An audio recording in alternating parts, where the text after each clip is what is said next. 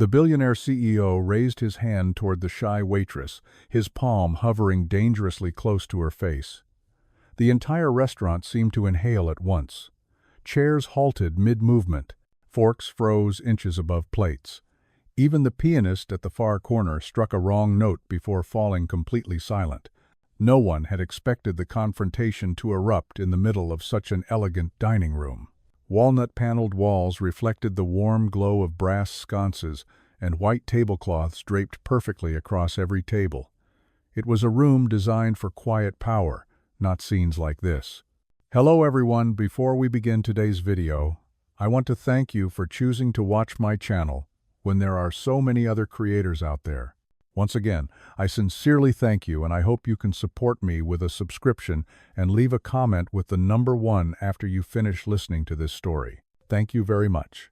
Yet there they stood, a man clothed in authority, tailored wealth, and cold impatience, and a young woman in a crisp white shirt, trembling only slightly but not backing away. His voice cut through the silence, sharp as broken glass. "You people never learn. Trying to overcharge me?" A thief pretending to act innocent. Gasps rippled across the room. The accusation wasn't just unfair, it was vicious. She hadn't done anything but bring him the check. Her co-workers stood frozen near the kitchen door, unified in fear. No one dared intervene. You don't step between an ordinary server and a billionaire whose company's logo probably hung on half the surrounding skyscrapers. But the waitress didn't wilt. She slowly lifted her hand, not in fear, but as a quiet barrier between herself and the incoming slap. Her expression remained calm, too calm for a moment like this. Her dark eyes focused on him with steady clarity, and something shifted in the air. A man seated at a nearby table, half hidden in the corner, his face marked by experience and a presence that didn't match the rest of the diners, leaned forward. He'd been watching the entire scene unfold, and now his posture tightened, as if he already knew what would come next. The CEO scoffed at her attempt to defend herself. "You think that's going to stop me? Do you know who I am?" She didn't raise her voice. She didn't flinch. Her reply was soft, but it struck the room harder than any shout. "Would you like me to call my father now?" Every breath stopped. A wine glass clinked against wood somewhere in the back, someone's hand shaking. 2 businessmen at the adjacent table exchanged looks, stunned. Even the CEO hesitated, his expression twisting as though the words didn't fit the script he had expected from someone like her. Her father? No one had imagined she had anyone powerful enough to stand between her and the man gripping her wrist. No one. Except the man in the corner whose eyes had sharpened the instant she spoke those words. The CEO tried to recover, forcing a laugh that came out thin and unsteady. "Your father? And who exactly is he supposed to be?" The waitress didn't answer. She simply lowered her hand and straightened her posture, as if giving him a chance to reconsider without humiliating himself further. The room trembled with anticipation. Diners weren't looking at the CEO anymore. They were looking at her, the girl who had just shattered the power balance with a single sentence. She didn't retreat. She didn't apologize. She didn't plead. Instead, she repeated, quieter but sharper, "I'm asking one more time. Do you want me to call him?" Her voice carried something unexpected, not arrogance, not challenge, but certainty. The certainty of someone who finally decided she would no longer let anyone treat her as less. Across the room, the man in the corner slowly rose from his seat. He wasn't smiling. He wasn't angry. He simply looked like someone who had waited long enough. And before anyone could fully process the meaning of her words, the atmosphere shifted, not because of the CEO, but because everyone could see it now. She wasn't alone. And whatever was about to happen next, the billionaire was no longer the most powerful man in the room. The moment the waitress repeated her quiet warning, a nervous tremor passed across the restaurant, as diners sensed the delicate balance of power beginning to tilt in a direction none of them had expected. The CEO stiffened as he attempted to maintain his usual authority, yet his eyes betrayed a trace of confusion that spread through his expression like a slow, reluctant admission of uncertainty. He tightened his grip on her wrist as though doubling down on force could restore some sense of control, but the steadiness in her gaze made his confidence falter in a way he clearly didn't understand. The man seated in the corner, who had been observing every second of the confrontation, stepped forward with a controlled composure that immediately changed the temperature of the room. His suit was subtle but unmistakably expensive, the kind worn by someone who commanded respect without needing to announce it. Guests followed his movement with hushed anticipation, recognizing instinctively that his presence carried a significance far beyond that of a typical diner. The CEO finally noticed him approaching and attempted to mask his unease with a derisive smirk, though his attempt at arrogance landed awkwardly against the heavy silence. He straightened his shoulders and barked, "This is a private matter, sir, and I suggest you return to your table before you embarrass yourself." His words, meant to project dominance, instead echoed with an almost metallic hollowness that caused several guests to exchange uneasy glances. The waitress exhaled softly as the man in the corner drew closer, and the subtle shift in her posture revealed a quiet trust that deepened the mystery around their connection. The man's eyes flicked to her wrist, still caught in the CEO's grasp, and the coldness that settled across his calm expression suggested he needed no explanation of what had transpired. Without raising his voice, he asked a single question that struck the room harder than any shout could have. "Did this man put his hands on you?" His tone carried a measured gravity that made every witness straighten involuntarily. The CEO's smirk faltered as he tried to laugh off the implication, insisting that she had been rude and dishonest, yet the excuse sounded increasingly fragile when contrasted with the unwavering poise of the newcomer. The waitress lifted her chin slightly, still keeping her voice soft, and answered, "He called me a thief, and he tried to hit me." Her words were simple but irrefutable, and the truth in them filled the room with a tension that felt almost electric. The man's reaction was deadly calm, the kind of composure that only powerful individuals had mastered, where emotion condensed into precision rather than chaos. "Release her," he said, his voice firm yet deceptively gentle, carrying more authority in 5 syllables than the CEO had managed in all his bluster. The CEO hesitated, not out of defiance, but because he suddenly seemed unsure of the hierarchy he had stepped into, then finally let go of her wrist with a stiff, reluctant motion. As soon as she was free, the man stepped slightly in front of her, a protective gesture executed so subtly that it felt both instinctive and deliberate. Whispers rippled through the dining room as guests pieced together the fragments of implication in real time. The CEO tried to assert himself again, though his voice wavered as he demanded to know who this stranger thought he was. His question lingered awkwardly in the air, as though he already regretted asking it.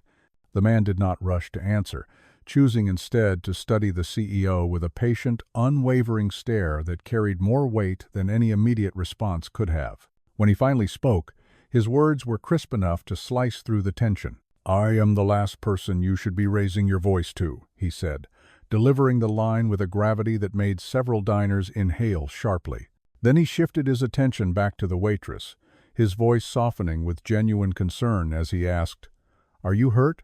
She shook her head slowly, though the tremor in her breath betrayed the adrenaline still coursing through her. The man nodded, acknowledging her attempt to remain composed, before turning once again to the CEO, who now seemed caught between confusion and indignation. Trying to salvage a shred of authority, the CEO sputtered that this was an overreaction, and that she had clearly mishandled his order, yet even he sounded unconvinced by his own excuses.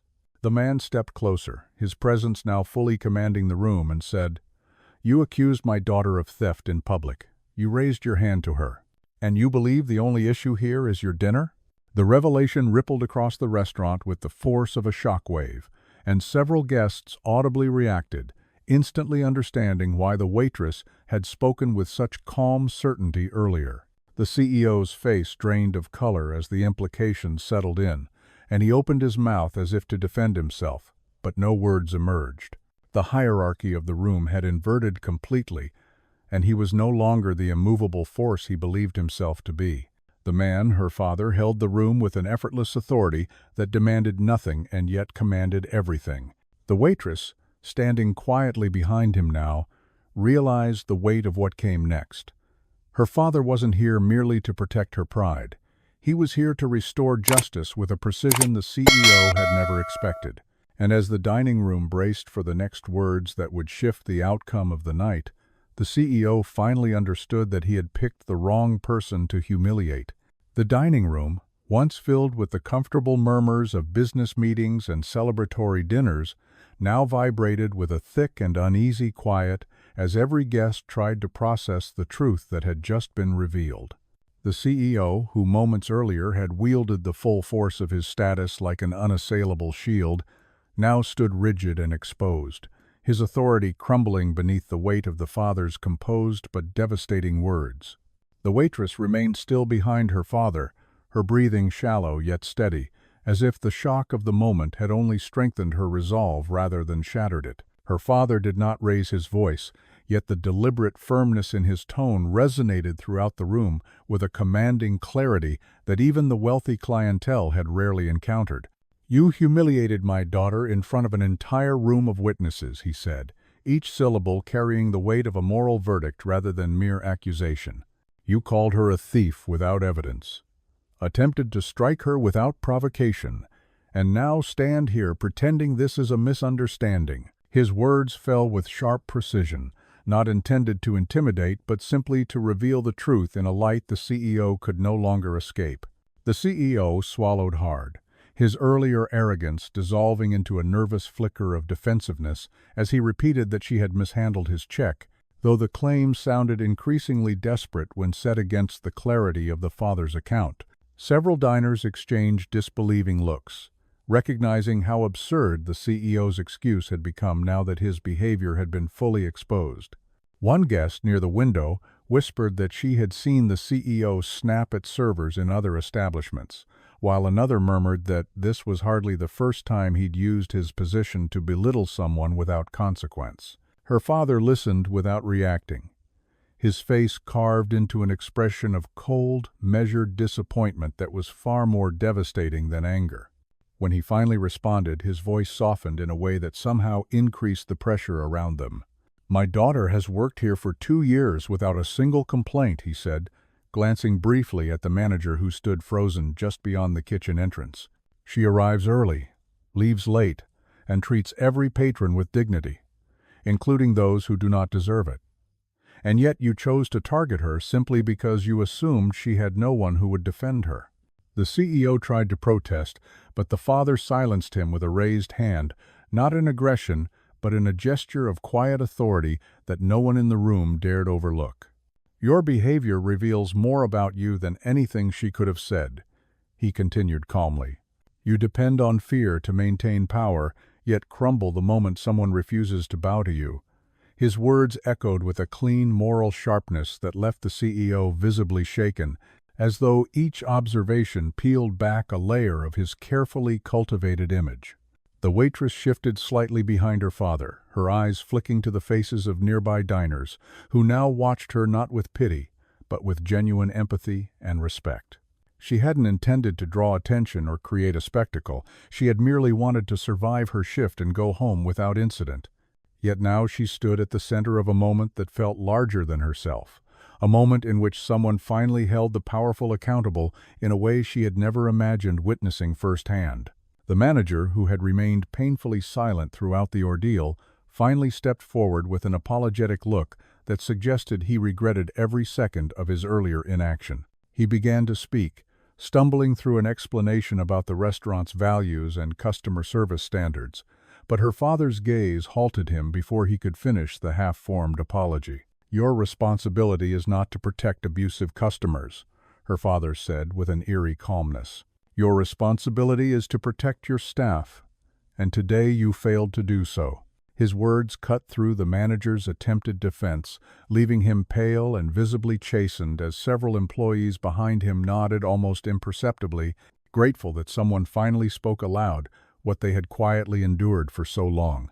The father returned his attention to the CEO, whose hands now hung awkwardly at his sides as he struggled to maintain even a semblance of dignity, though the effort only made him appear more lost.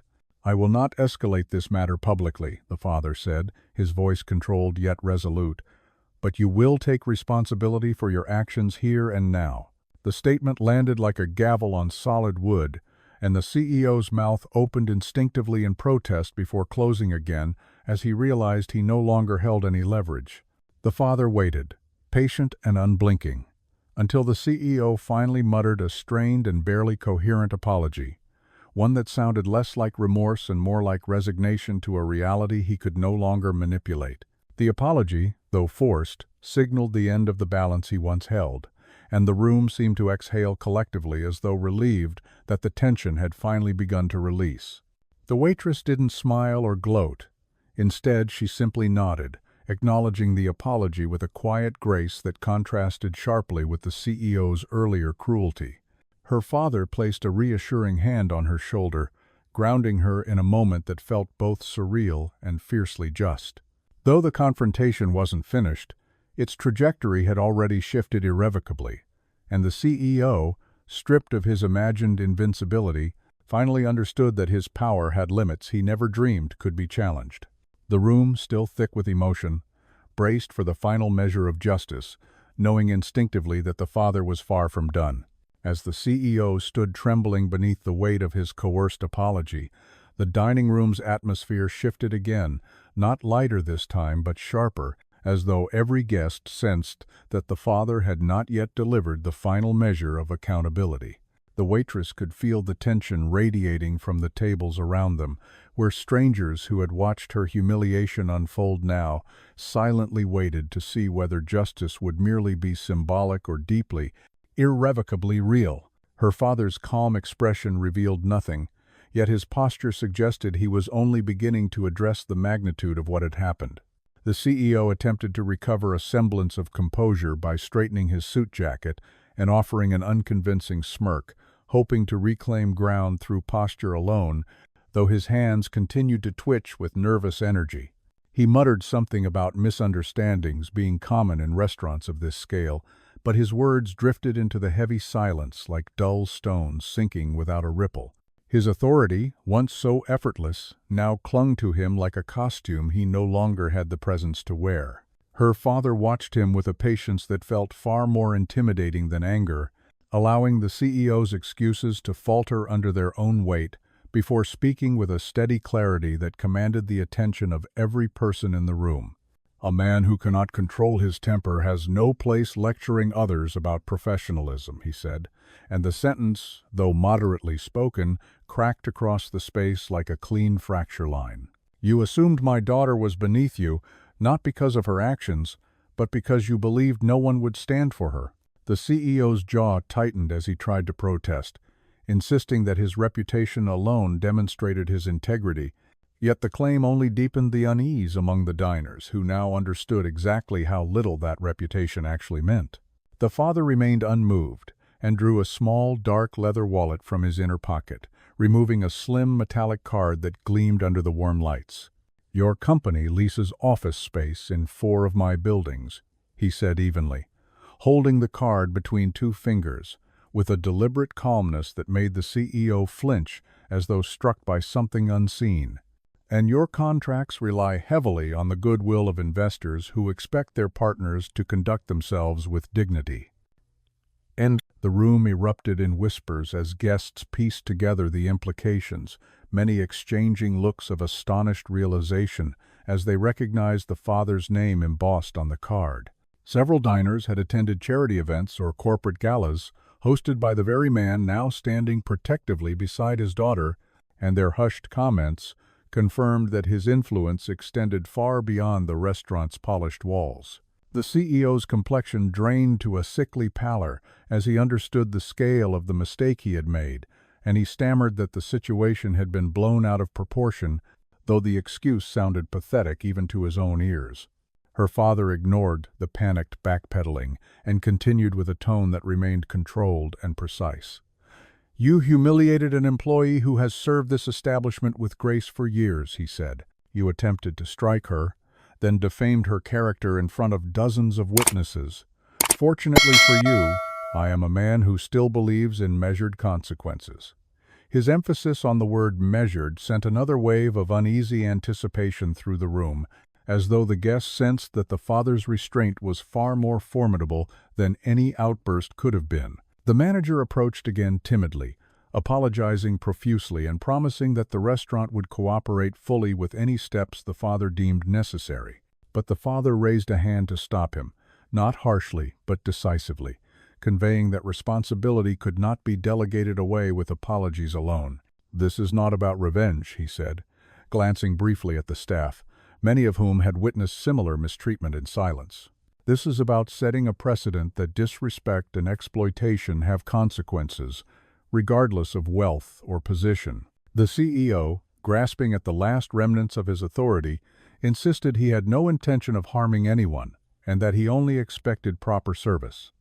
But the father's expression remained unchanged, conveying that such excuses were meaningless when weighed against the truth.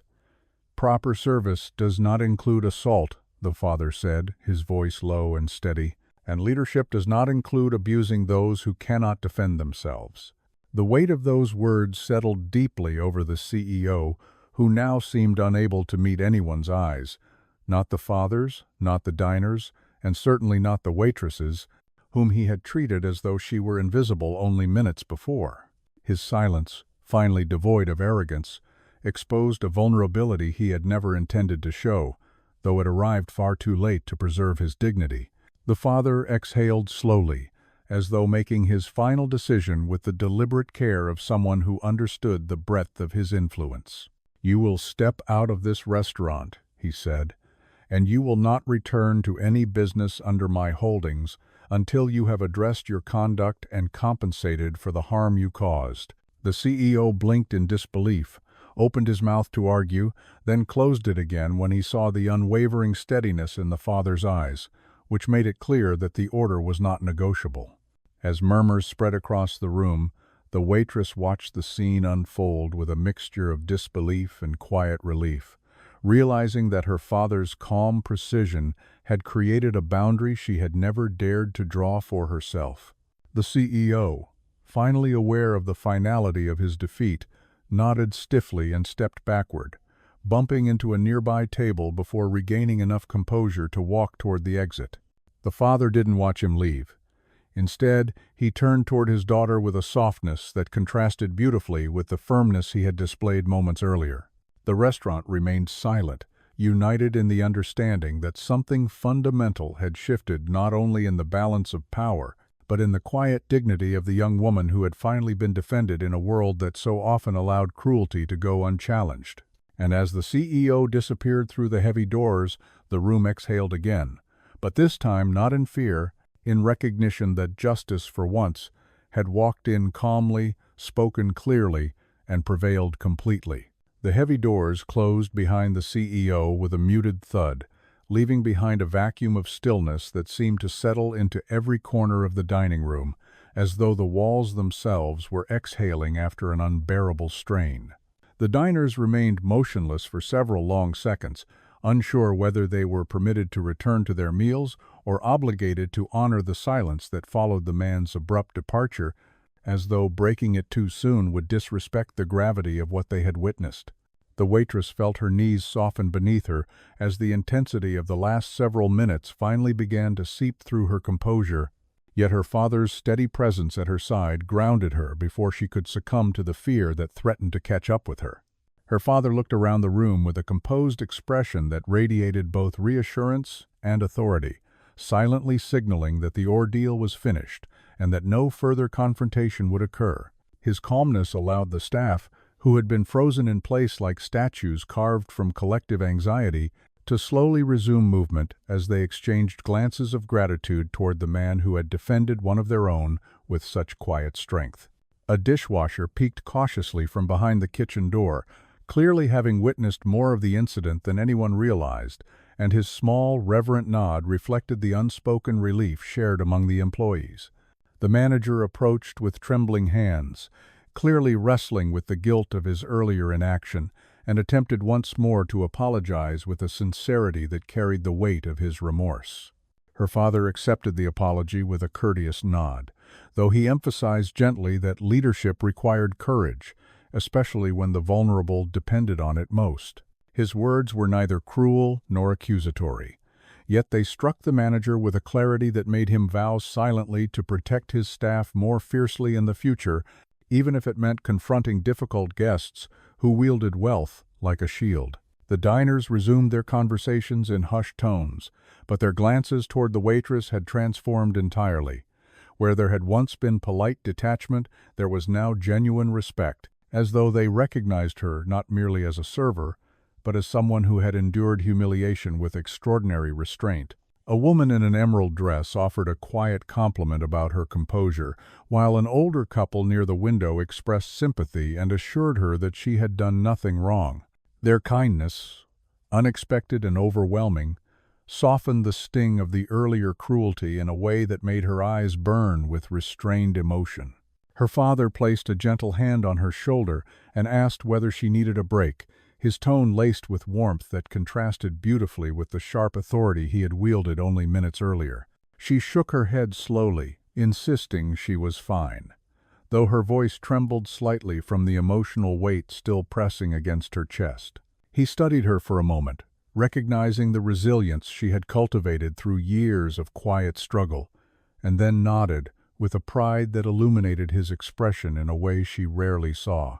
One of her coworkers approached with a tray of water glasses, offering her one with a shy smile and whispering that everyone in the back had been ready to intervene but had been too terrified to move. She reassured him with a soft laugh, acknowledging that the situation would have overwhelmed anyone, though inwardly she wished they never had to face such fear again. The truth remained that service workers lived in a world where a single unreasonable customer could upend their entire sense of safety, and her heart ached at the realization that she had simply been the one who broke under the weight of that injustice first. Her father observed the staff with thoughtful intensity, as though absorbing the unsaid stories behind their eyes, and then turned to her with a tone that hinted at a deeper decision forming beneath his composed exterior. "You shouldn't have to work in a place where your dignity depends on the whims of strangers," he said softly, yet with a conviction that suggested he intended to change more than this single incident. She opened her mouth to protest, insisting that she liked her job and that she didn't want to be treated differently simply because of his influence, but he held up a hand with a patient smile that gently silenced her. "This isn't about privilege," he explained quietly. "It's about ensuring you have the security and respect you've always deserved, long before tonight proved how vulnerable this environment can be." His words resonated with a protective sincerity that made her chest tighten, as though he were finally acknowledging something he wished he had seen earlier, how much she had endured alone while he assumed she was managing without hardship.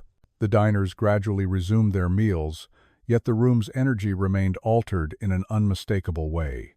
Every clink of a fork or murmur of conversation seemed tinted with a deeper awareness of the humanity that often went unnoticed in spaces built for luxury. The waitress felt the shift profoundly, realizing that the events of the night had peeled back a layer of indifference and revealed the fragile, interconnected humanity that even wealthy patrons could not ignore. Her father guided her toward a quieter corner of the room, away from the lingering stares, and spoke with a softness that wrapped around her like a protective embrace. "Tonight doesn't define you," he said, "but how you rise from it will shape far more than your future here." His words, though gentle, carried a strength that reassured her she was no longer carrying the burden of survival alone. And as she looked back at the tables, the staff, and the doors through which the CEO had fled, she realized that the worst moment of her night had unexpectedly opened the door to a kind of justice and dignity she had long learned not to expect. The room no longer felt like a battlefield she had been forced to endure. It felt like a place where something long overdue had finally begun to change. As the room gradually regained its familiar rhythm of soft conversation and muted clinking glassware, the waitress felt a subtle tremor begin to rise from deep within her, not born of fear, but born of the sudden release of tension that had held her entire body tightly bound for what felt like an eternity. Her father, noticing the slight quiver in her breath, rested his hand gently on her shoulder, offering a steady presence that reminded her she was no longer fighting against the world alone. She inhaled slowly, trying to center herself. though the weight of the night pressed heavily against her thoughts, like a tide she could no longer hold back. Her father guided her toward a quiet corner near the windows, where the city lights shimmered against the glass like distant constellations, reflecting a world far larger and gentler than the confrontation she had endured. The warm glow from the wall sconces softened the sharp tension in the air, creating a brief refuge where she could finally let her guard soften without fear of judgment. "Take a moment," he murmured, his voice low and steady, as though he understood that the hardest part was rarely the confrontation itself, but the quiet unraveling that followed after the danger had passed. She nodded, though the tension in her chest only tightened as she tried to reconcile the conflicting emotions swirling through her: relief, exhaustion, gratitude, and a faint, unexpected ache that she could not yet identify. The other employees offered her small smiles or gentle gestures of support, yet she sensed something deeper beneath their kindness, as though her ordeal had forced them to confront their own silent fears about how vulnerable they were within a system that rarely protected them. The realization stirred something within her, prompting a quiet but growing conviction that she would no longer allow herself to shrink into invisibility just because it made life easier for those who wielded power without empathy. Her father watched her carefully, reading the subtle shifts in her posture with the intuitive wisdom of someone who had spent years silently regretting the distance that work and responsibility had forced into their lives. "There's more you're not saying," he observed gently, his tone free of accusation but heavy with understanding. She hesitated, torn between her instinct to protect him from the burdens of her everyday struggles and the sudden desire to finally let him witness the fragility she had carried alone for far too long. After a long silence, she finally exhaled and allowed her truth to surface in a voice softer than the hum of conversation around them. "I wasn't scared of him hitting me," she admitted, her words trembling with vulnerability. "I was scared of feeling small again, like I did before, like I didn't matter." Her confession hung in the air with a fragile honesty that pierced her father's heart more deeply than the CEO's cruelty ever could have. He looked at her with profound tenderness, as though seeing her pain for the first time in its full, unfiltered truth. He stepped closer, lowering his voice to a solemn whisper that carried the weight of years of unspoken remorse. "You have never been small," he said, his eyes shining with a quiet intensity. "I failed to show you that, and for that failure I am sorry." His apology, spoken without pride or defensiveness, washed over her with a warmth that softened the tightness in her chest, allowing her to finally breathe without feeling the need to protect herself from everything and everyone around her. The silence that followed settled over them like a gentle tide, filled not with discomfort but with the quiet recognition of wounds finally acknowledged and long-awaited healing finally beginning.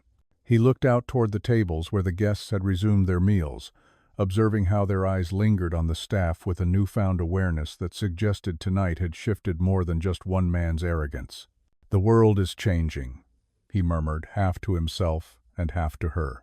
"But it won't change fast enough unless people like you remind it where its humanity begins."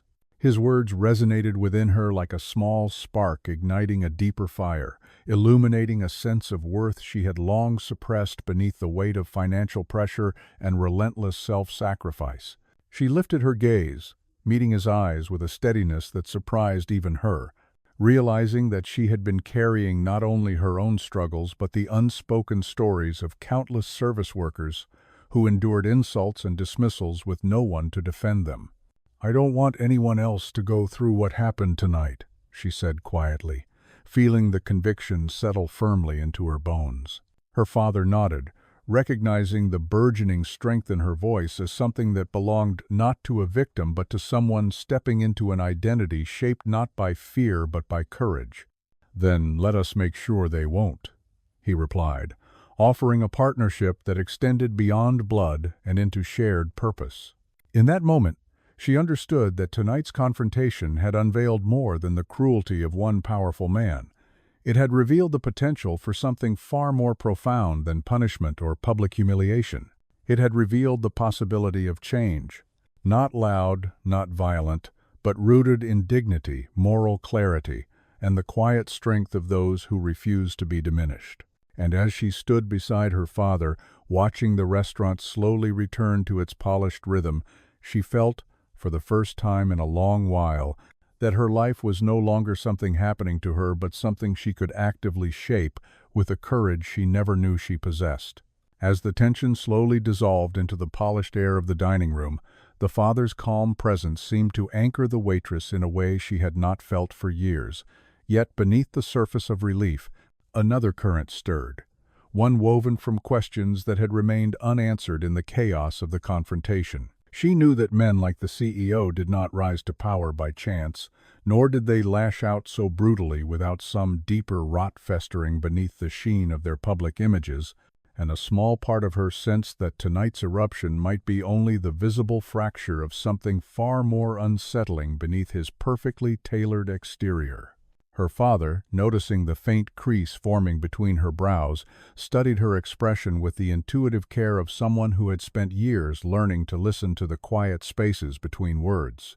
"Something else is troubling you," he said softly, his voice carrying a depth of understanding that encouraged honesty rather than retreat. She hesitated before admitting that the CEO's aggression had felt strangely personal, as though he had been carrying a storm long before she walked into his orbit. And she wondered what kind of life could twist a successful man into someone who struck out at strangers without hesitation. Her father nodded with a thoughtful gravity, acknowledging a truth he had long observed in boardrooms, negotiations, and high-stakes confrontations. "Power doesn't corrupt everyone," he murmured, "but it exposes the ones who were already broken long before they earned it." His words hovered between them like a quiet verdict, revealing the complexity behind the CEO's behavior without excusing it, and the waitress felt a strange mixture of empathy and revulsion, recognizing that cruelty often grew from untreated wounds, yet still acknowledging that those wounds never justified harm. A couple seated nearby exchanged murmured comments about the CEO's reputation, noting that he had been under intense scrutiny at his company after a series of internal audits hinted at financial misconduct. Another diner added that the CEO had recently clashed with key investors who were losing patience with his volatile temper and erratic leadership style. The fragments of overheard conversation gradually interwove into a tapestry of context, painting a picture of a man whose carefully constructed empire teetered beneath the weight of secrets he could no longer contain. She realized with a sinking clarity that his outburst toward her had been the desperate reflex of someone who felt his world collapsing and had chosen the easiest target to reaffirm his illusion of control. Her father listened to the whispers with an expression of detached focus, as though he had expected something like this and had only been waiting for the pieces to fall into place. "People who feel their power slipping often cling to dominance in smaller realms," he explained gently, watching as a server polished glassware with a renewed sense of caution. "When they can no longer control their world, they try to control someone else's, hoping it will make their fear less visible." The waitress absorbed his words slowly, recognizing how profoundly they mirrored the quiet truth she had sensed earlier. The CEO's cruelty had never been about her at all, but about the collapse he was desperately trying to outrun. But as the realization settled, another emotion surfaced, an uneasy guilt that she could not quite articulate. She turned to her father with concern, confessing that, despite everything, she felt strangely sorry for the CEO, not for his behavior, but for how deeply he must have been drowning in his own failures to lash out so violently. Her father regarded her with a tenderness that mixed admiration and worry, gently reminding her that compassion did not negate accountability, and that understanding someone's brokenness did not obligate her to absorb the damage caused by it. The diners around them had begun returning to their meals more comfortably, yet their glances toward the waitress carried a softness that suggested the confrontation had awakened something more profound in them. A businessman at the far end of the room whispered to his companion that he should check on his own staff more often, while another murmured that service workers deserved far more respect than they typically received. The collective shift in attitude, subtle but undeniable, gave her a flicker of hope that tonight's ordeal might ripple outward in ways she had never intended but deeply welcomed. Her father watched these changes with contemplative satisfaction, as though witnessing the first tremors of a moral landscape tilting back toward balance. Yet beneath his composed expression, a deeper determination simmered, one that hinted he was preparing for the next step in a process that extended far beyond a single confrontation. He reached into his pocket and withdrew his phone, scrolling through a list of messages from business associates who had already heard rumors of the incident through the city's almost instantaneous word-of-mouth networks. "People are talking," he murmured, not with anxiety but with deliberate intention. "They're asking questions they should have asked years ago." The waitress felt a ripple of unease, unsure what her father intended and fearful of inadvertently escalating a conflict that had already drained her emotionally. But he reassured her with a calm smile, explaining that he did not seek revenge but clarity, ensuring that the CEO's pattern of behavior could no longer hide in private corners or quiet settlements. "This isn't about punishing a man for one night," he said gently. "It's about making sure his harm doesn't continue unchecked." The words sank into her with a chilling resonance, reminding her that justice was rarely a single event, but a series of small, deliberate steps taken with unwavering integrity. As she watched her father send a series of measured messages, each crafted with precision and restraint, she felt a strange mix of fear and pride, realizing that he intended to confront not just the cruelty she had endured, but the entire structure that had enabled it. And as the city lights flickered through the windows like distant beacons, she understood that tonight had set something far larger into motion, a shift in accountability that no amount of wealth, status, or denial could stop. The restaurant had mostly returned to its orchestrated rhythm. Yet beneath the polished choreography of servers moving between tables and diners resuming their conversations, an unmistakable undercurrent rippled through the air, signaling that the events of the evening had already begun spreading far beyond the dimly lit dining room. Her father's phone buzzed repeatedly with incoming messages, each vibration carrying news of associates, partners, and industry leaders who had caught wind of the confrontation through the city's rapid-fire communication networks. The waitress watched him scan the notifications with a calm, almost clinical focus, as though he were piecing together a puzzle whose final image he had anticipated long before tonight's chaos had unfolded. She hesitated before asking whether the situation was escalating beyond what he intended, her voice laced with quiet worry that the confrontation might spiral into something larger than she could emotionally manage. Her father reassured her gently, explaining that the movement of information was inevitable in a city where stories traveled faster than subways and reputations shifted with a single whispered conversation. "People aren't reacting to what happened to you alone," he said softly. "They're reacting to years of behavior they've ignored for too long." Several diners at nearby tables, emboldened by the CEO's departure and the father's steady presence, began sharing their own stories of mistreatment at high-end establishments, describing moments when their dignity had been tested by individuals who believed their wealth granted them immunity from consequences. As these accounts drifted through the restaurant like quiet confessions, a collective understanding formed among the guests. Tonight's incident had not been an isolated explosion, but a spark revealing the fractures within a system built on silent hierarchies and unspoken fears. The father listened to the murmurs with an expression of measured resolve, recognizing that the swirl of conversation represented not gossip, but a cultural shift in how people perceived power and the responsibilities that came with it. He reminded his daughter that real accountability rarely arrived with dramatic gestures alone. Instead, it emerged through slow, deliberate waves of awareness that forced people to question their own complacency. "Moments like this," he said, "change not because of outrage, but because of recognition." Meanwhile, the staff gathered near the edge of the dining room, exchanging hushed comments about the CEO's departure and the father's intervention, their faces illuminated by a mixture of relief and admiration. One server admitted he had endured similar treatment from difficult patrons in the past, but had felt powerless to speak up, fearing repercussions from management or loss of income. Another described a moment when a guest had berated her so viciously she had almost quit on the spot, yet no one had stepped in to defend her. Their shared vulnerability knitted the team together more tightly than any policy or training session ever could, revealing the silent burdens they carried every day behind their polite smiles and practiced professionalism.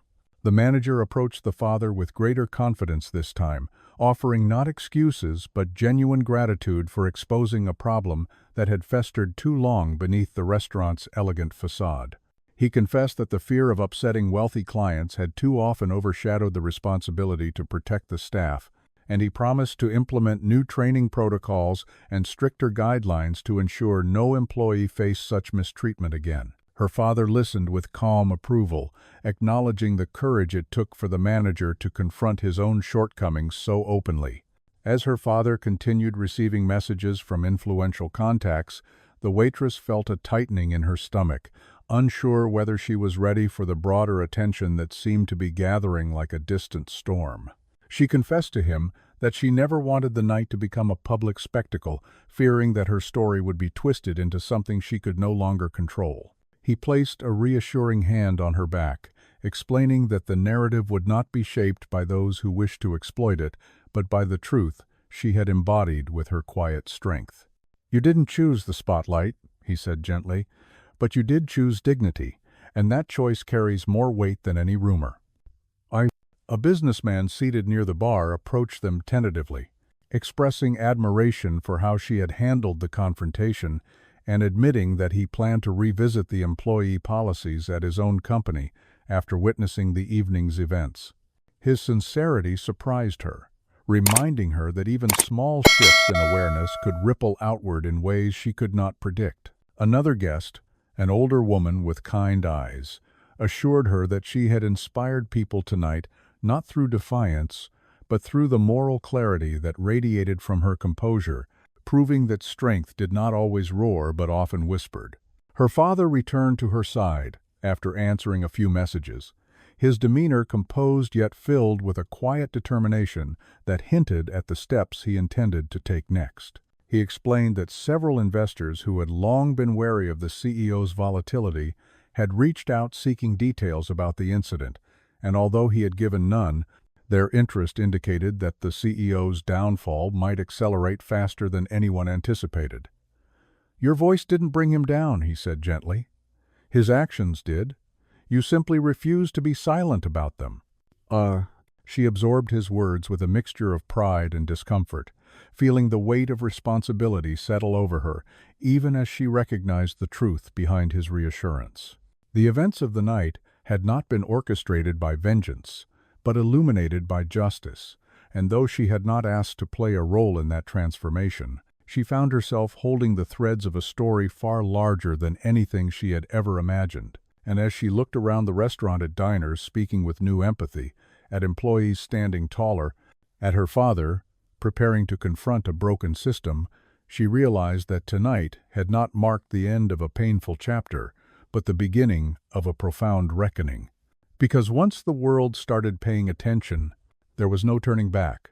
The soft hum of conversation that had gradually returned to the dining room was abruptly interrupted when the restaurant doors swung open once more, allowing a small group of sharply dressed individuals to step inside with a sense of purpose that commanded immediate attention from every corner of the room. Their coordinated stride and crisp attire suggested a delegation far more accustomed to boardrooms than fine dining spaces, and their arrival carried a quiet gravity that sent an involuntary ripple through the guests who recognized one or two faces from business magazines and investor conferences. The waitress felt her breath catch slightly, realizing that the evening's events had drawn in forces far beyond anything she had anticipated. Her father straightened instinctively, not in alarm, but in acknowledgement, as though he had been expecting their arrival ever since the first message buzzed across his phone earlier in the evening. The group approached with respectful nods, their eyes shifting between him and the waitress with a mixture of concern and determined clarity. The man at the front, an executive with silver hair and a reputation for integrity, offered a polite greeting before explaining that word of the CEO's behavior had traveled quickly among the upper leadership, prompting immediate action to verify the truth behind the reports. "We received multiple calls within the hour," the executive said, his voice quiet but firm, "and when we learned you were involved, We understood the severity of the situation could not be ignored. His tone held no trace of skepticism, only the solemn responsibility of someone committed to restoring order where chaos had taken root. The father thanked him with calm professionalism, though the underlying steel in his demeanor reminded the entire room that the confrontation had shifted from personal conflict to corporate reckoning. Two other members of the group began speaking with nearby diners who had witnessed the CEO's outburst, asking for their accounts with gentle precision that conveyed both respect and urgency. Several patrons recounted what they had seen, their voices steady but laced with disbelief that such behavior had occurred openly in a public space with so many witnesses. The older woman from earlier described the CEO's accusatory tone, while the businessman near the bar confirmed the attempted strike and the slur that had preceded it, offering details with a clarity that left little room for interpretation or denial. The executive listened carefully, nodding as each testimony aligned seamlessly with the narrative the father and daughter had already shared. "This confirms a pattern," he said quietly, turning back to the father, "and it means we cannot dismiss this as an isolated lapse of judgment." The weight of his words settled heavily over the room, signaling that the CEO's downfall had moved far beyond rumor or speculation.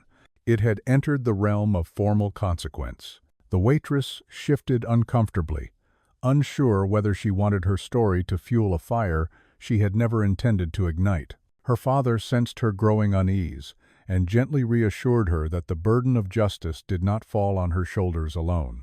"You did what was right," he whispered. "The rest is on those who allowed his behavior to continue unchecked for so long." The executive approached her directly then, his expression softening with genuine compassion as he asked whether she felt safe and whether she wished to provide a formal statement. She nodded hesitantly, gathering her thoughts before describing the sequence of events with measured clarity, her voice steady even as the memories threatened to tighten her chest. The executive listened without interruption, and when she finished, he offered a small but sincere bow of respect that made her heart swell with an unexpected wave of validation. "We will initiate an emergency review first thing tomorrow," he assured her. "There have been concerns about his leadership for months, but this incident confirms the urgency of addressing them immediately." Another member of the delegation added that investors had grown increasingly uneasy about the CEO's behavior and would likely see tonight as the final confirmation they needed to demand decisive action.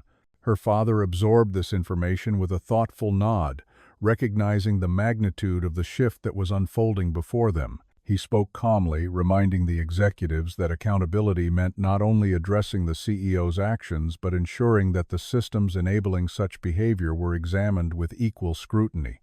"A culture that allows silence to thrive," he said quietly, "is one that must be rebuilt from its foundations." The executive agreed, his voice tinged with regret as he acknowledged the truth of those words. "We failed to intervene earlier," he admitted, "and that failure endangered both our values and the people who depended on our leadership." As the conversation continued, several diners approached to thank the waitress for her composure and her father for his unwavering protection, offering words of support that eased the lingering tension surrounding her heart. She realized, with a slowly growing sense of awe, that the evening had become far more than a moment of humiliation or confrontation. It had become a catalyst for collective awakening, forcing an entire network of influence to confront a truth they could no longer afford to ignore. Her father placed a reassuring hand on her shoulder, grounding her in the midst of the swirling voices and shifting dynamics. "This is bigger than us now," he murmured, not with fear, but with a calm acceptance that carried the quiet dignity of someone who understood the weight of justice. She looked around the room at the guests offering testimony, at the executives assessing the damage, at the staff, standing a little taller than before, and understood that the consequences unfolding tonight were not simply punitive, but transformative.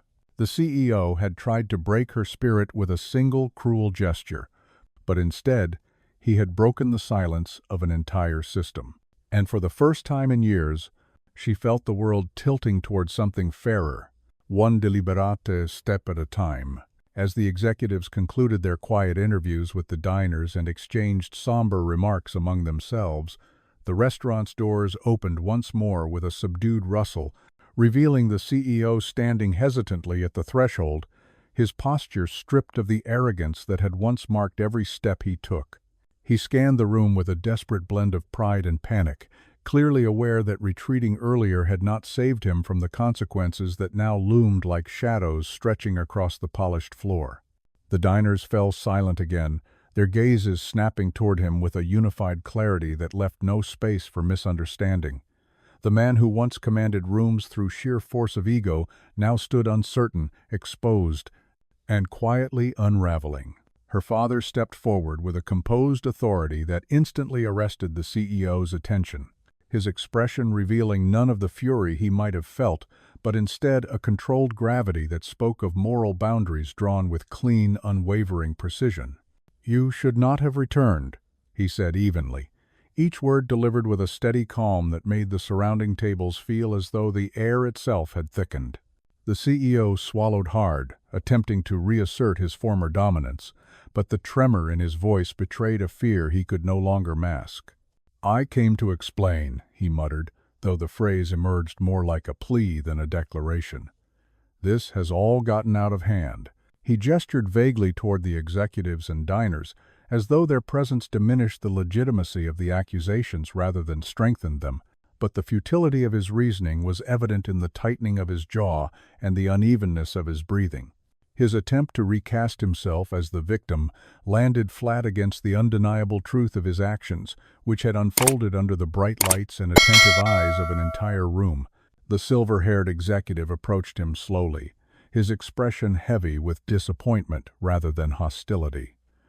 "We are here because of your behavior," he said, his voice low but unyielding. "Not because of rumors or exaggerations. We have heard the accounts, and they align with one another in every detail." The CEO opened his mouth to argue but faltered almost immediately, recognizing that denial would only deepen the chasm growing beneath his feet. Her father remained steady, refusing to let the CEO rewrite the narrative with half-truths or deflections. "You attempted to strike my daughter," he said, the statement delivered without theatrics yet resonating with the weight of undeniable fact. "And you accused her publicly without evidence, hoping your status would shield you from accountability." Each word landed with quiet precision, leaving the CEO visibly shrinking under the magnitude of his own actions.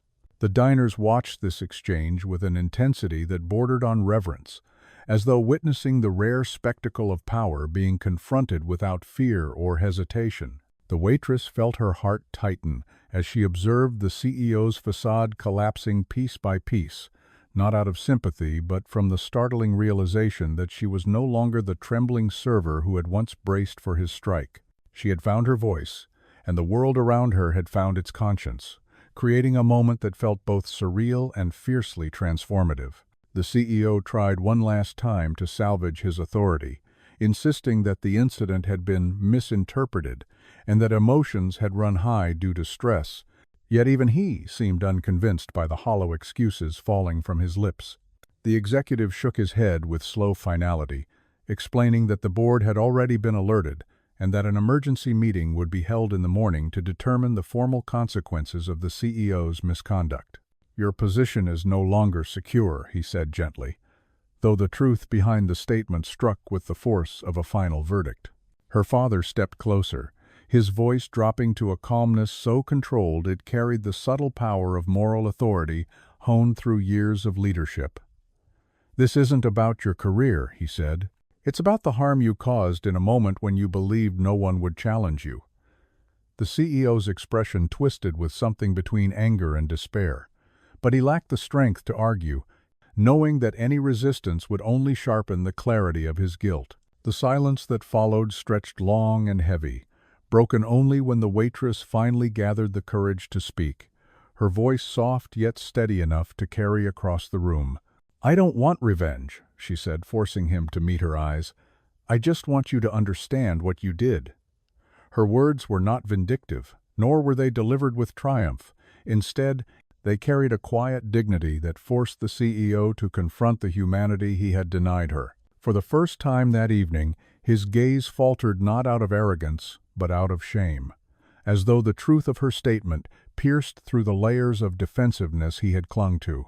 He lowered his eyes, unable to maintain the illusion of superiority in the face of her composed sincerity, and when he finally looked up again, something inside him had shifted subtly, reluctantly, but unmistakably. Her father watched the moment unfold with a mixture of sorrow and resolve, recognizing that genuine accountability often began not with punishment, but with acknowledgement.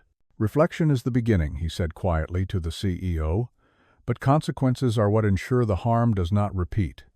The executives nodded in agreement, their expressions solemn as they prepared to escort the CEO out for a private discussion that would shape the next chapter of his professional fate. The CEO cast one final glance at the waitress, his expression unreadable, before turning toward the doors with the slow steps of someone walking toward a truth he could no longer evade.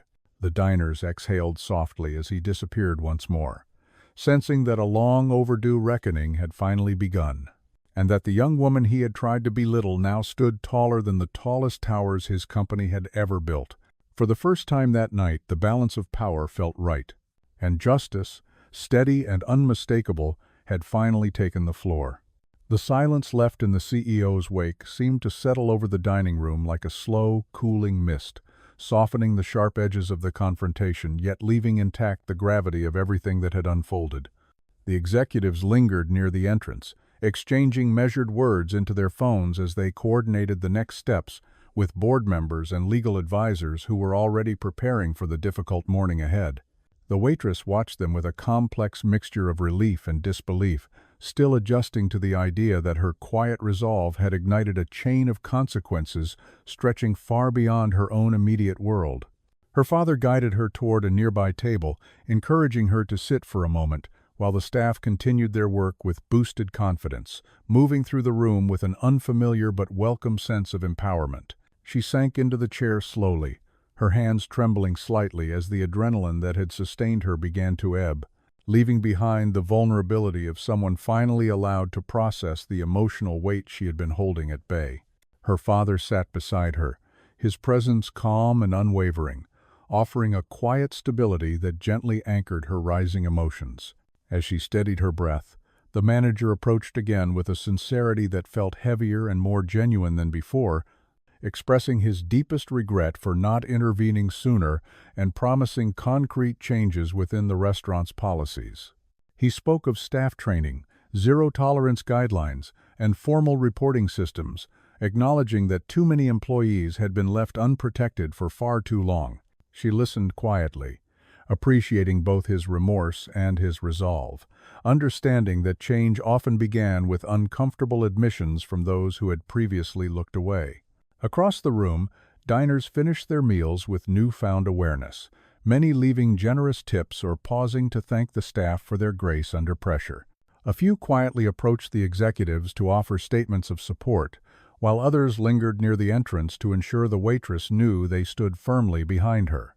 The collective shift in energy felt like a soft but powerful tide, washing away the remnants of fear that had dominated the room only an hour earlier. Her father received a call from an associate and stepped aside briefly to answer it, his voice low but controlled as he listened to the rapid developments happening behind the scenes.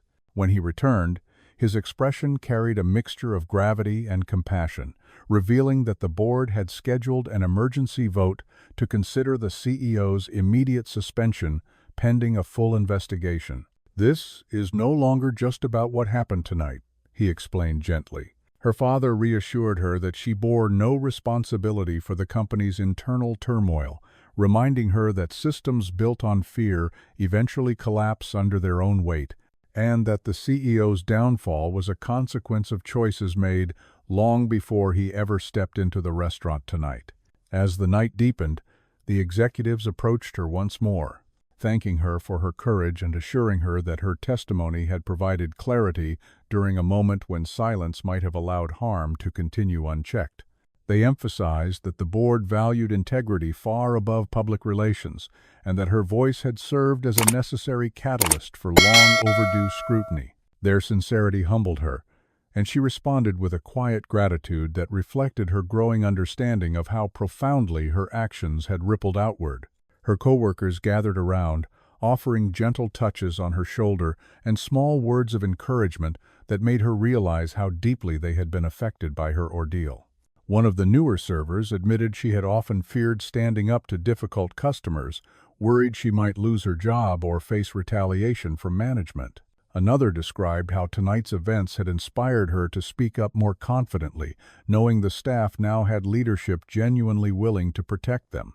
Her father listened to these interactions with a soft pride that illuminated his face in a way she had not seen since childhood, as though tonight had reminded him of the strength his daughter had cultivated through years of quiet endurance. He leaned toward her and whispered that her resilience had done more than defend herself. It had restored dignity to an entire team that had quietly suffered for far too long. "You didn't just protect yourself tonight," he said gently. "You protected every person in this room who has ever felt invisible." The restaurant slowly thinned as diners departed one group at a time, many offering final reassurances or warm wishes before slipping into the night. The soft hum of the city drifted in through the windows, carrying with it the distant sounds of taxis and late-night conversations that gently reminded her the world continued moving even through moments that felt life-altering. She felt her breath steadying, her heartbeat slowing, as the evening's chaos gradually transformed into something more grounded and profoundly meaningful. Her father placed a comforting hand on her back and guided her to stand, sensing the mixture of exhaustion and emerging strength coursing through her. The restaurant staff gathered near the exit to bid them good night, their expressions filled with gratitude and the faintest glimmer of newfound hope. She embraced a few of them, realizing that tonight had forged bonds, forged not through shared trauma but through collective recognition of their shared humanity. And as she stepped out into the cool night air, accompanied by the steady presence of her father, she understood, with deep clarity, that the consequences unfolding behind her were not the end of the story, but the beginning of a long-awaited reckoning, one that promised not only accountability for the powerful, but restoration for the unseen, unheard, and underestimated.